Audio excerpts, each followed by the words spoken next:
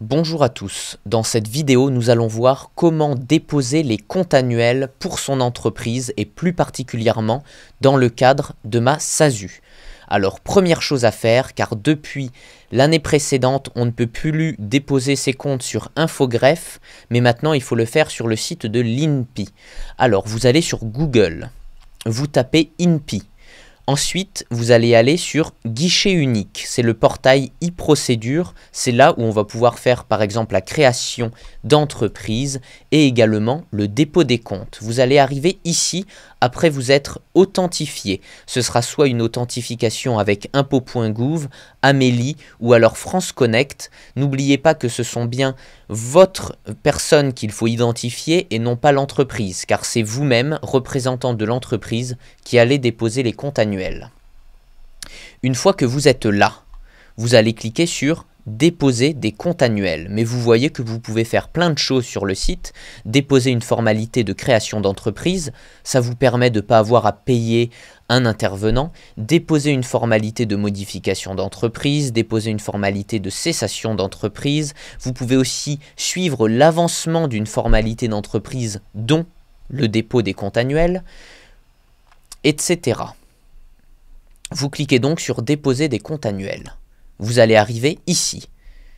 Voilà, c'est vraiment l'interface pour le dépôt des comptes annuels. Vous aurez vos brouillons. Si vous abandonnez la création d'un compte annuel en cours, que vous fermez votre page internet, vous les retrouverez ici dans les brouillons. Nous, on va faire dépôt de compte annuel. C'est donc là qu'il faut rentrer le SIREN de votre entreprise. Alors, donc soit vous l'avez sur l'acte de création, soit vous êtes un petit peu paresseux comme moi, je recherche le nom de mon entreprise sur société.com, je copie le SIREN, je le colle ici. Et là vous voyez, on retrouve bien Océane Publishing, c'est mon entreprise, je clique donc dessus.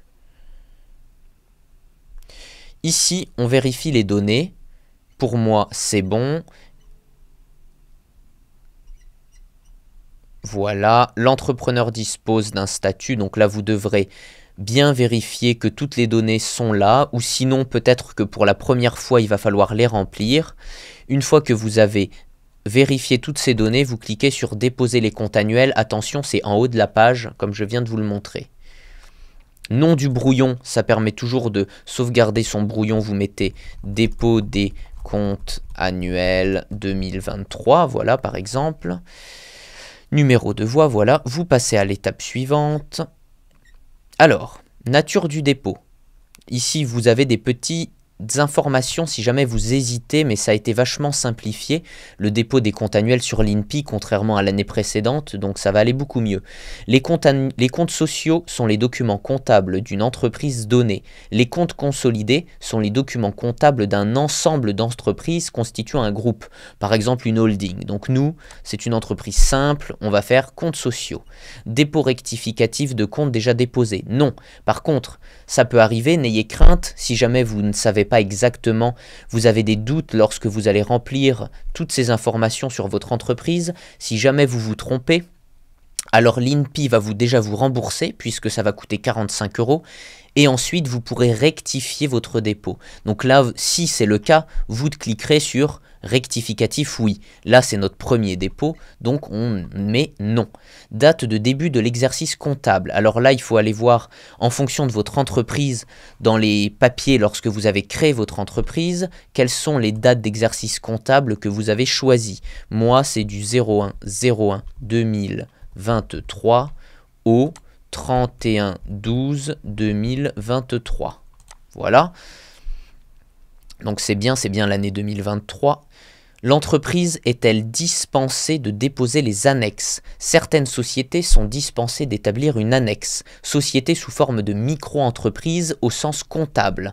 Alors moi c'est oui, c'est une petite entreprise. L'année dernière, en 2023, j'ai dû faire environ 12 000 € de chiffre d'affaires, donc on est largement dans le cadre de la micro-entreprise.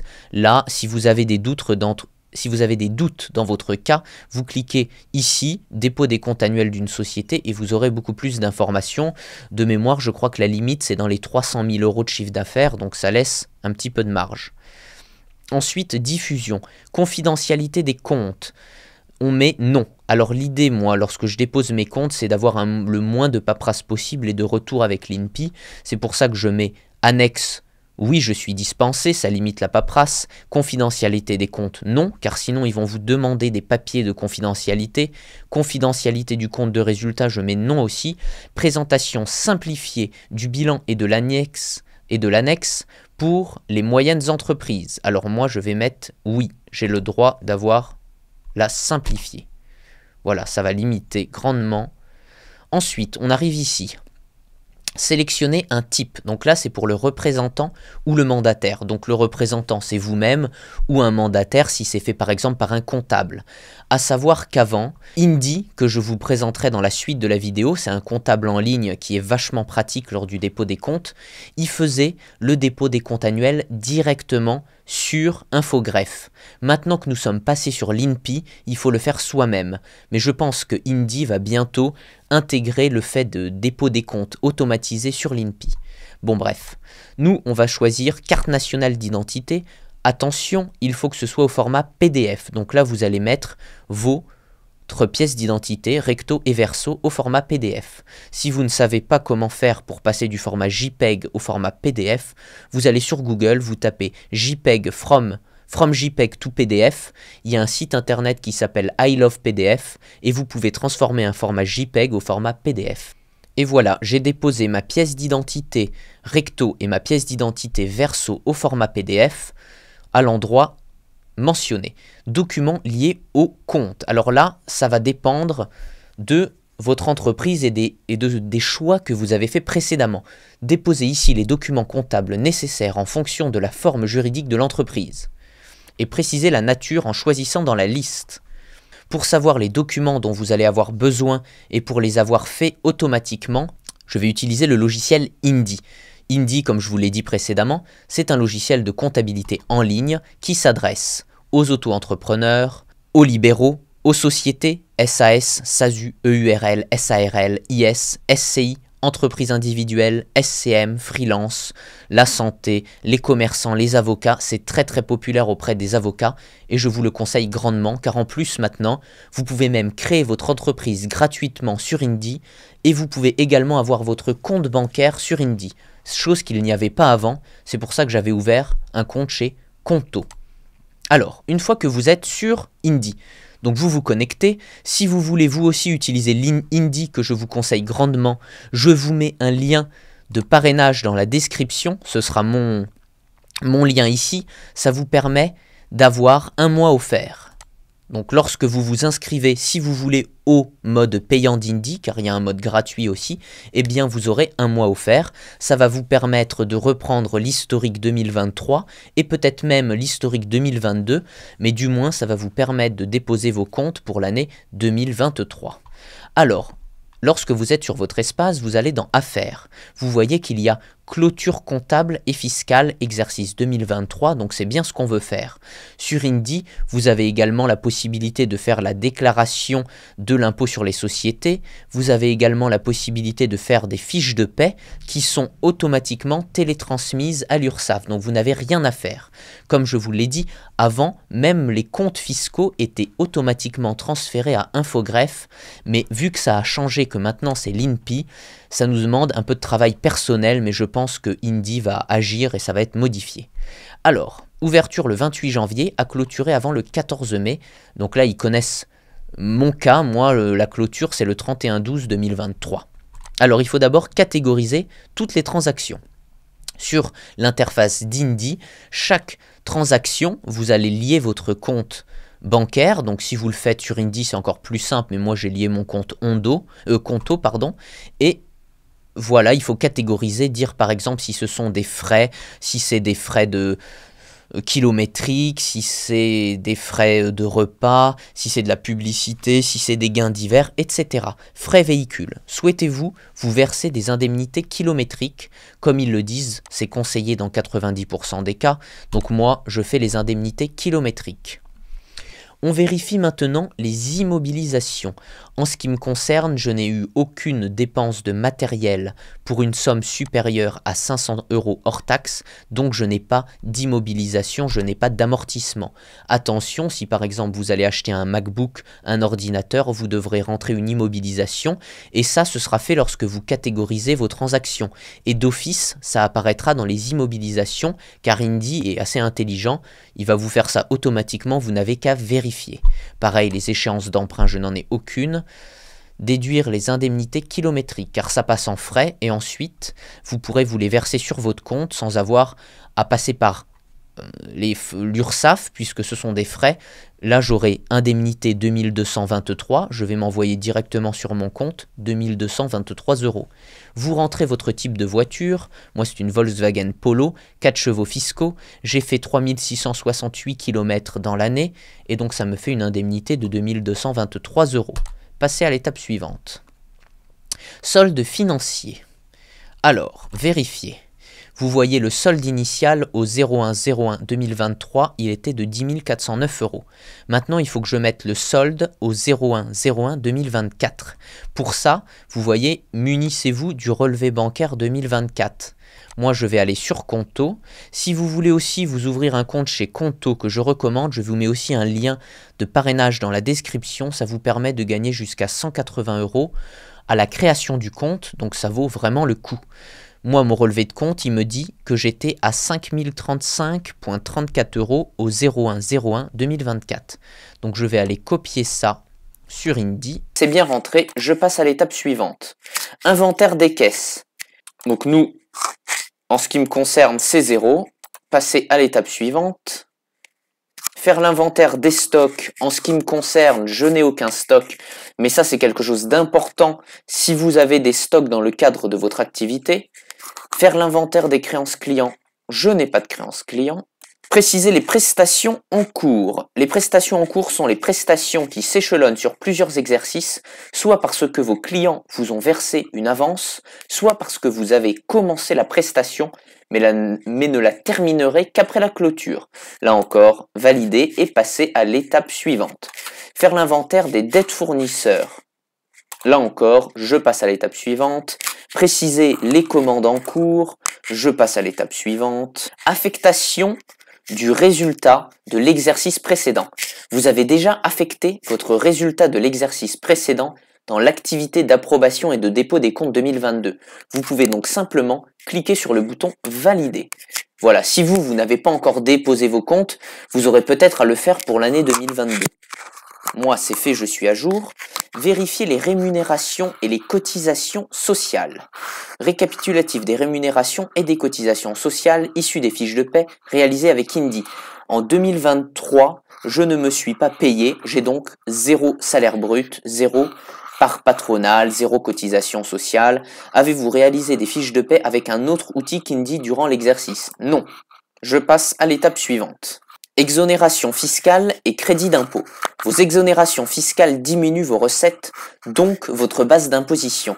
Votre crédit d'impôt diminue directement votre impôt. Ok, très bien, moi je n'ai pas d'exonération. Donc là, il faut vérifier les impôts et les taxes diverses. Cotisation foncière des entreprises. Soit on va sur impôt.gouv et on recherche le montant que nous avons payé en novembre 2023. Moi, je vais directement dans mes transactions Indy. Je tape CFE, Direction Générale des Finances Publiques. J'ai payé la CFE le 18 décembre, 206 €. Donc, je rentre 206 ici. Taxe sur les véhicules de société, j'en ai pas eu, donc 0. Passez à l'étape suivante. Voici, donc ensuite dans Société, vous avez des informations personnelles à rentrer comme votre lieu de naissance, la forme de votre société, c'est-à-dire dans mon cas une SASU, le nombre d'actions, tout ça, vous le retrouvez dans les papiers de création de votre entreprise. C'est vraiment des données personnelles et assez simples. Une fois que tout cela est fait, votre déclaration est prête et à être validée. Vous pouvez encore modifier avant de clôturer définitivement votre déclaration. Donc là, vous relisez votre déclaration. Donc maintenant, Indy va maintenant vous accompagner pour télétransmettre votre liasse fiscale à la DGFiP.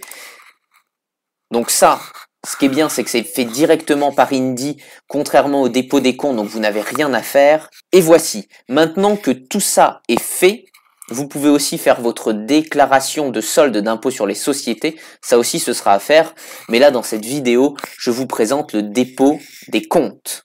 Maintenant, nous allons dans Documents. Nous allons cliquer sur Exercice 2023, et là on voit que nous avons le bilan, donc on va le télécharger en format PDF et ça va nous permettre de l'ajouter dans les documents demandés par l'INPI. Donc là vous voyez, bilan actif-passif, et voici, nous avons mis notre bilan 2023. Ajouter une autre pièce. On va dans les documents, compte de résultats, on télécharge, PDF, bilan actif-passif, compte de résultats, c'est bon. On va dans les documents, là on voit que notre PV d'AG est encore non disponible. Alors, il va falloir nous faire d'abord l'approbation des comptes. Affectation du résultat. Le compte clos le 31/12/2023 font apparaître une perte de 922 € comme on l'a vu précédemment. Il vous faut maintenant affecter ce résultat. Valider. Rémunération du représentant légal. Veuillez indiquer la rémunération du représentant légal pour l'exercice terminé ainsi que celle fixée pour l'exercice en cours. Veuillez renseigner les noms, prénoms et fonctions du représentant légal. Voilà, la rémunération net annuelle 2023, je mets 0. 2024, je mets 0. Et c'est parti. Évolution des capitaux propres. Avez-vous, au cours des 2 derniers exercices, déposé une annonce dans un journal d'annonce légale? Ok, bon, non. Je valide. Rédaction du PV, voilà, c'est ce dont on avait besoin, le PV d'AG. Il faut donc bien faire l'approbation et dépôt des comptes. Alors, êtes-vous l'unique associé de votre société? Oui. Donc ça, c'est simple. Vous êtes donc en SASU et Indy va vous guider pour rédiger votre PV de décision unilatérale de l'associé unique. Veuillez indiquer la date et l'heure, etc. 10 heures suivant. 5 avenue du Général de Gaulle, ville d'immatriculation au RCS, c'est Créteil. Ok, suivant. Convention réglementée. Existe-t-il des conventions réglementées au sein de votre société? Non. Suivant. Dividende antérieur. Validé et passer à l'étape suivante. Validation des documents. Veuillez maintenant vérifier les documents générés par Indy en vous assurant qu'ils sont conformes à vos statuts et aux décisions prises. Nous validons ces documents.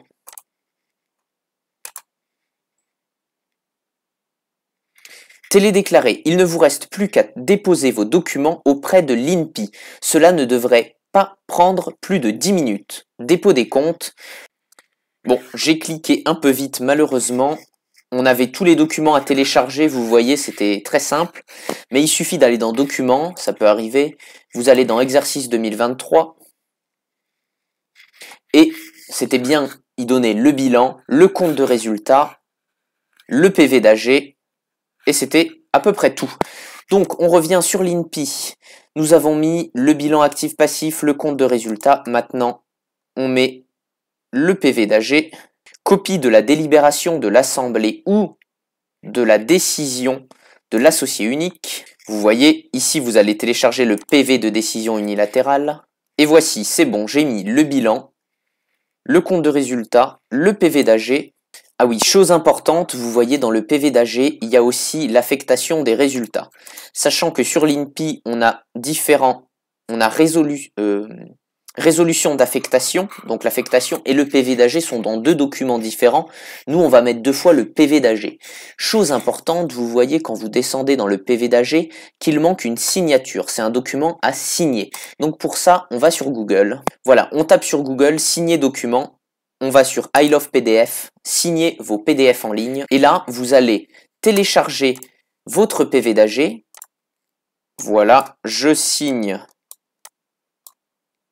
Vous voyez, j'ai mis ma signature, je la pose. Je la pose ici. À partir de là, je clique sur signer. Je télécharge le fichier. Et vous voyez que maintenant, j'ai un fichier signé. Donc, c'est parfait. À partir de là, je l'upload. J'enlève la version non signée et je upload la version signée. Vous voyez, PV AG 2023 signed. Je mets résolution d'affectation, je mets aussi. Et voilà, les autres documents qu'on me demandait, j'ai pris une capture d'écran de ce qu'on me demandait, vous voyez, c'était tout à l'heure avant que je ferme l'écran, le bilan, le compte de résultat, le procès-verbal de décision unilatérale de l'associé unique, c'est donc ce que j'ai mis, et les attestations de conformité, mais sachant que sur l'INPI j'ai mis que je ne souhaitais pas de confidentialité, ça me fait des documents en moins. À partir de là, tout est bon. Là, on peut maintenant valider les pièces jointes, remplissez l'ensemble des champs obligatoires, machin, entreprise, détail annuel, pièces jointes, valider les comptes annuels. Et voici, maintenant, on a un récapitulatif, on a le prix de 45,15 €. On met signer les comptes annuels. Alors ici, vous voyez que nous vous conseillons de vous reconnecter via France Connect Plus, car une simple case à cocher vous permettra alors de signer le dépôt. Et voilà, afin de pouvoir authentifier la signature, au début je m'étais connecté avec France Connect. Là on va cliquer sur France Connect Plus, comme on l'a lu. Je choisis l'identité numérique. Il vous suffit de télécharger l'application sur votre smartphone, de mettre votre numéro de téléphone et ça va vous permettre de vous connecter automatiquement sur la plateforme. Donc là on va cliquer sur suivre l'avancement du dépôt de compte. Et là, on voit un compte annuel en attente de signature. Donc, on clique dessus. Ocean Publishing, 45 €, etc. Signer les comptes annuels. Et vous voyez ici, on a pu cette histoire de redéposer le compte, le PDF des comptes signés. Donc, on télécharge juste la synthèse. Je confirme que les informations des comptes annuels sont exactes. Et je mets signer. Voilà, nous sommes presque à la fin. Votre démarche de dépôt des comptes annuels, détail du montant à payer, etc. Voilà, vous en avez pour 45,15 €. Et voilà, je viens de payer. Et voici, confirmation de la demande. Félicitations, votre demande de création de compte annuel a bien été enregistrée. Vous pouvez suivre l'avancement de vos comptes annuels sur le tableau de bord avec le numéro, etc. On retourne à l'accueil et maintenant, vous pourrez retourner ici dans tableau de bord, état d'avancement des comptes annuels. Vous avez un compte annuel en attente de validation, un compte annuel validé, celui de l'année dernière, et 3 comptes annuels rejetés. Ça, c'est quand j'avais fait des tests avant de vous faire ce tuto, mais c'était déjà il y a 1 an. J'avais fait beaucoup de tests et le site était très peu clair. Et c'est grâce à ces nombreux échecs que je vous donne mon expertise pour avoir vos comptes validés du premier coup, tout simplement comme je l'ai fait à la fin. Vous devez limiter la paperasse, oublier tout ce qui est confidentialité, etc. afin que vos comptes passent au plus vite. Voici, c'est une vidéo assez longue, j'espère qu'elle vous a plu.